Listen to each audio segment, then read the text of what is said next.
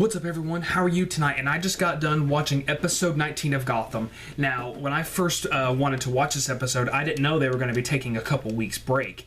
Good gosh, it was a long break. But they did a good job with bringing the show back, and I really did like this episode. Of course, I have liked every single episode of Gotham so far. Haven't had a problem with any episodes. But this episode is called Beasts of Prey. And the episode basically takes it back to like how Gordon finally was done with Loeb and how he was like, this place is full of corrupt cops. I'm not going to stand for it anymore. He knows where the corruption is, so he goes to Loeb and he's like, here's what's going to happen. You're going to make me head of police and all this stuff. Loeb does it, and everything seems to be going good. But we'll get to that. So the episode starts out with Fish basically walking around the mansion or the hospital, and she's getting a layout of the land. She goes for a lock and she's trying to escape, and she sees this helicopter. She's stopped by security, and it says basically, the guy's like, well, Fish is like, well, I didn't know anything about this. I wasn't trying to escape. I was just wanting to go outside. And he's like, well, you're not supposed to be outside. No one can be outside. When you're outside, you're in my world. And it pretty much reminded me of The Dark Knight Rises, when Bane took over the city and they were having hearings about like either being exiled or dead, and it's pretty much, the same thing.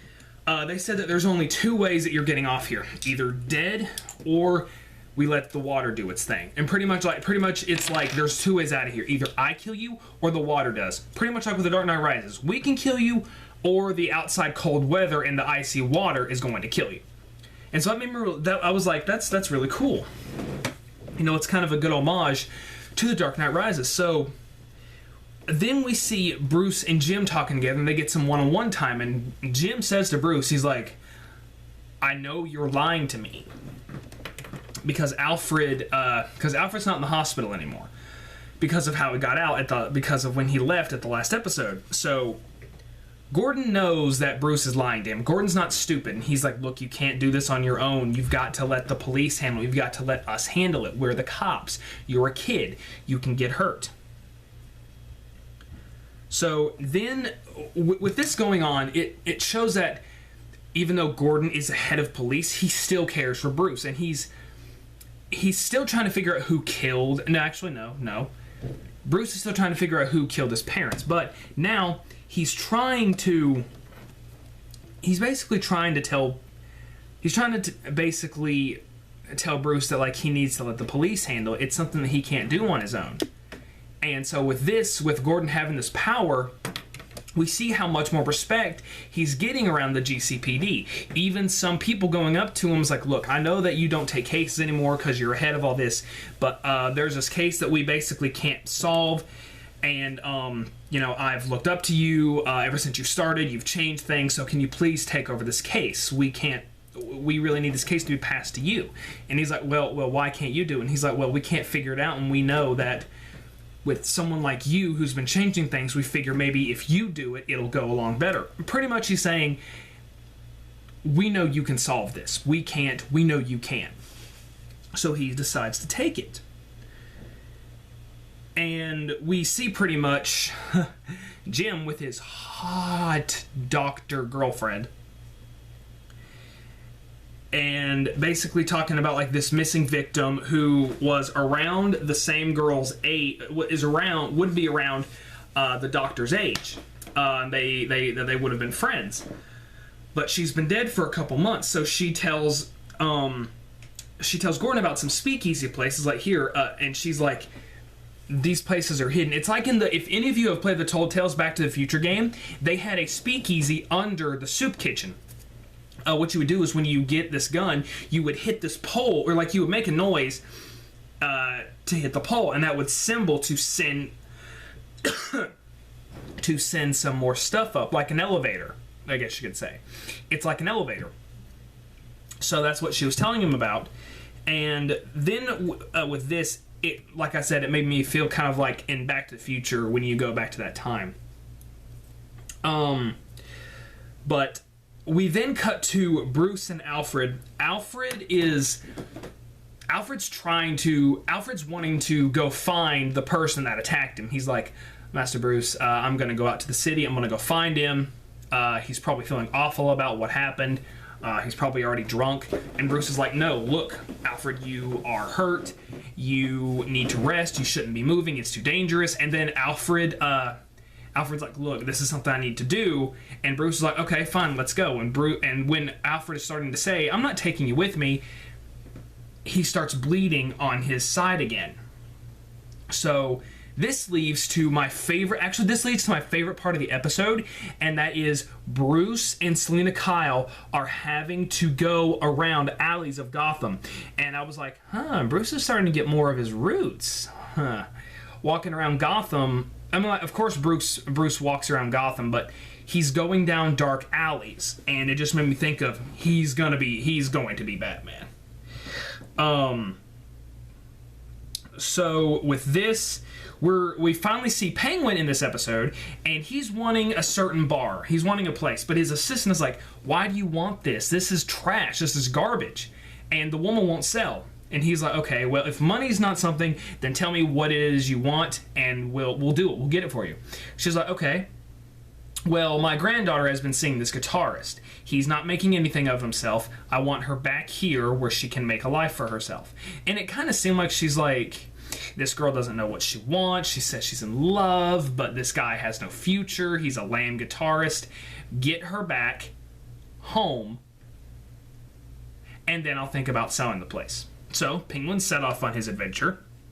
And we see that we are brought back to the GCPD, and Bullock's basically like, no, I'm not going to help you with this case. We don't do this anymore. I mean, if this was back a couple weeks ago, heck yes, I'd be with you on it. But no, you're in power now. No, I'm not doing this. I'm not doing this. And it even got to where Bullock's like, let me say it in Spanish. No. And I thought it was funny as heck. And so then Enigma comes in because they tell him that there was a piece of evidence that was missing. He finds it. It is a sketch of a person's heart. And pretty much they're saying that this killer cuts body parts out of them and leaves a body part at the crime scene. He's a serial killer. And he's been around for so long. And so Gordon's pretty much saying to Bullock, he's like, look, I've got power now. I'm going to show them that things are going to change, and this is no longer going to be a corrupt GCPD, like he always is, like how he is, and how like he eventually does. Then we are brought to Fish, who is trying to get, who after doing a layout is trying to break out, and she talks about how there was a boat, but there was a helicopter, but she doesn't know how to fly it. So she's talking to these big guys about, and she's talking to Kelly about how she's going to have an escape plan, but she's also talking to everyone else in the basement. She's like, look, I found a way out. There's a possible plan. Give me a couple days, and I'll figure out a plan. And so with that set in motion, I was like, yes, I can't wait to see what Fish is going to do, how they're going to get off. It's going to be awesome, and it is. But then we're brought back to the crime scene, and this was a disturbing part of the episode, too, to be honest. For all those who've watched my videos, and all that, you all should know, I don't like torture. I don't like watching torture porn movies. Heck, I won't even watch the Hostel films because they're torture porn. I don't like seeing people getting tortured. However, I love the Saw films. Those aren't torture porns, but that's a different story. They're going to these bars, and they're talking to people, showing her the picture, and they're like, well, she was in here a couple months ago. She was with this really handsome guy, and then it shows clips. I was like, okay, this is really cool. And it's about like it's this blonde girl who I honestly thought was the girl who plays Felicity Smoke in Arrow. It kind of looked like her, but I knew it wasn't her. She wasn't tall enough, but she had the face. And so she's talking to this guy, and she's like, so what are you looking for? And he's basically like, you're gonna sound this is cheesy, but I'm looking for love, just commitment and love. I was like, you're a serial killer. You're a serial killer. You're a serial killer. This guy had everything to scream out serial killer. He had the douchebag, he had the villain greased back hair. He just had that persona like, oh yeah, that guy's a serial killer. Yep, there it is. And so, like, he talks to her eventually, and she comes back to his place. His place is huge. Serial killer. And then, when he's taking her coat, there's a torture room. I was like, yeah, this is going to be just like 50 Shades of Grey, except amped up by 1,000. Actually, when I seen the torture room, because, like, the door is cracked open, and she's basically wondering, like, why doesn't women stay with you? This house is amazing. It made me think of an episode of Smallville that I did not like watching because of how this guy was torturing people who had abilities, but it was mostly women, and I don't like seeing women get tortured, okay? I'm just going to throw that out there right now. I don't like seeing women get tortured. I hate it. But so, like, they have the one night stand, and it pretty much gets to, he basically told her, he's like, I just want true love and commitment, that someone never stays with me. And I was like, okay, I know where you're going with this. The next morning, she gets up, she's like, I've got to leave, but I will call you tonight. He was keeping her from trying to leave, and then she's like, I promise I'll call you tonight, you can come over if you want, but I'll call you tonight. And he's like, no, you won't. I was like, yeah, serial killer. And with this, Bullock is like, look, I know you're not going to drop this, because he's not. He figures, he's like, Gordon, we're not dealing with a normal person. We're dealing with a serial killer. This isn't his first time, because I figure that with the sketch of the broken heart. And so while this is going on, we get to Bruce doing some detective work, writing down the place of that Alfred said that where his friend would be, and him going there, and this was actually a nice touch. We see Penguin walking right behind Bruce, and it did this little creepy music. I was like, oh, could be foreshadowing. And so it's Penguin going to this warehouse where they have the person who loves the daughter, and he's like, look, we love each other, we're never going to stop being in love, and there's nothing you can do about it. And Penguin's like, okay, do something with him. Well, what do you want me to do? Kill him? No, don't kill him. He's a guitarist. Take his fingers. You want me to shoot his fingers? No, don't shoot his fingers. They actually, you know what happens. You just don't see it. You just hear screaming, and you hear a finger getting cut off, and one lands in front of you. And it's just really gross. And so then the doctor is, the doctor, Bullock, and Harvey, or the doctor, the Bullock, and Gordon, they're looking at the body. And so when Gordon comes in, when they're all coming in, there's like, there was a really hilarious joke. It's like, hey, there's Mr. Handsome. Oh, don't say that. Gordon will get jealous. And I was like, Harvey, shut up. But they look at the body, and they notice that there's something off about it. They thought that the girl ran away, but Gordon's like, no, she ran away. She was kidnapped. He kept her until he was done with her, and then he killed her. And then they show that she's pretty much been turned into a house slave. And by that, pretty much, like, she's locked in the house against her will. She's made to cook, clean, and this actress, I will give it to her, she looked terrified just being there. Like, she's all shaken up, and she's asking him about his day, and she's like, I cooked the liver, but I think I overcooked it. And he's like, no, you're fine. And she's like, she's really scared, and she's really freaking out, and he eventually gets angry, and he's like, this isn't gonna work out. And she did this cry, and I don't know if it was like, oh gosh, yes, you're letting me go, or it was a, oh crap, I don't know what this means. And I was like, he's gonna put her in the torture room, and he does. And he's taking pictures of her, and she's like, please don't hurt me. He's like, this could have worked out. You could have been the one. Don't worry, I'll find her. He picks up a tool, and then it fades to black, and I was like, thank you for not showing us a woman being tortured. I'm sorry, I can't stand seeing women being tortured. And so basically after this, it cuts to the woman and her granddaughter crying, and she eventually smacks her, and I was like, I hate you. And then Penguin and her talk about terms, and eventually it comes to Penguin and his assistant, and he's like, I don't get it. I understand it takes drive to this, but what drove you to this? Why do you want this place so much? And there's a picture of someone and Maroney, and he's like, because this is where I'm gonna kill Maroney. I was like, that is awesome, because it's a picture of him in that restaurant. He's like, I'm going to use this place, and this is where I'm going to kill Maroni. I was like, Penguin's taking over. Can't wait. So then it comes to before Fish tried to get into the doctor's office to get some keys, and the doctor caught her, and he's like, are you lying to me? Because if you will, I will kill you. And she's like, no, I'm not lying. And then he gets a gun, and she's like, okay, I was lying, but I wasn't trying to escape. And so she tells him about a nightmare that she has. She doesn't want to become like one of his experiments. She would rather die than be turned into that. And he's like, well, you ever do this to me again, I'm going to make your worst fear come true. But then she eventually pulls up her escape plan. She opens a door, and she gives him the key. She gives the big guys this key to the outside. They run, and Fish is like, I'm going to go back and get Kelly. You guys don't leave me. You go out, you get the boat started, and you wait for me. While she's going there, the doctor intercepts her, and he's like, I'm going to turn you into something the world is not ready to see.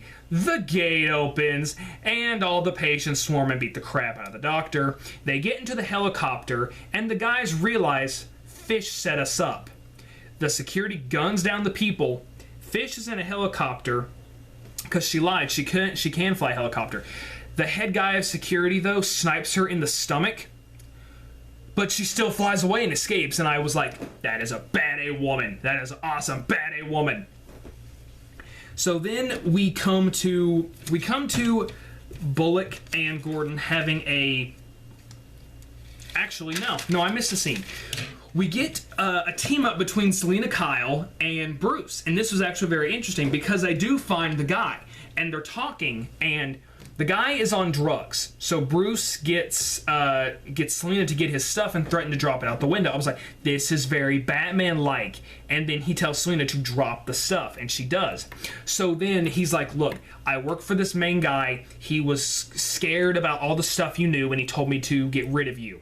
And Bruce is basically, I want you to tell the person that I know what I know, and he's like, they will kill you. So then he's going to get his drugs, and he's like, I'm going to tell on you.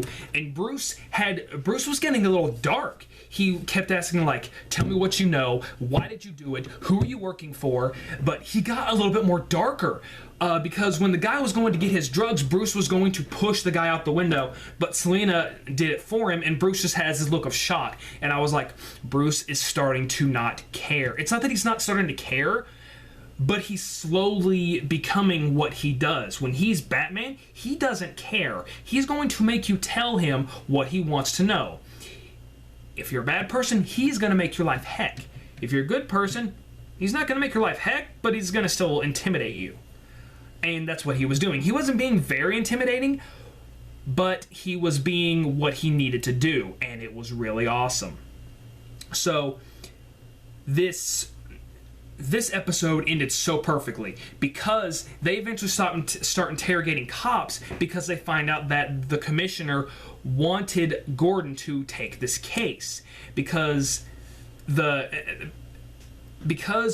I don't know, I guess Commissioner Loeb was wanting to teach Gordon a lesson. So they go to Commissioner Loeb and he's like, all right, I'm done. And there's a reason why none of the cops will go after the serial killer is because Loeb knows him, and Loeb will tell him, go kill the people that they love to teach them a lesson. So then Gordon realizes, I've crossed Loeb. Lee could possibly be in trouble, Dr. Lee, the hot doctor. And so he calls her, she doesn't pick up. I'm like, she's probably already been taken. So then we get some one-on-one confrontation with Loeb. He's like, you send him to come after the person I love, here's what's going to happen. And he gets all the cops off of his back. He's like, I'm coming after him, I'm putting him behind bars, and then when I come back, I'm coming for you. I'm coming for you. And then the episode ends with Commissioner Loeb giving Gordon this look of, it's war. You threaten me, it's war. I will make your life heck than it already was. Episode ends. I was like, that is awesome. They're really building up to how this season is going to end, and I cannot wait. I cannot wait to review the next episode. But guys, put in the comments below, what did you think about episode 19, Beasts of Prey? What did you think was the best part? What did you think about Bruce? What did you think about the serial killer? What did you think about how him and Loeb are basically going to be going head to head even more? comment below and let me know, and hit that like button and share this video with your other friends or your enemies, people that you think that you're better than, and say, hey, I like this video, I'm better than you. Thank you, Boomstick. Guys, have a good day and night. It's already night. Have a good night. I'm not Batman.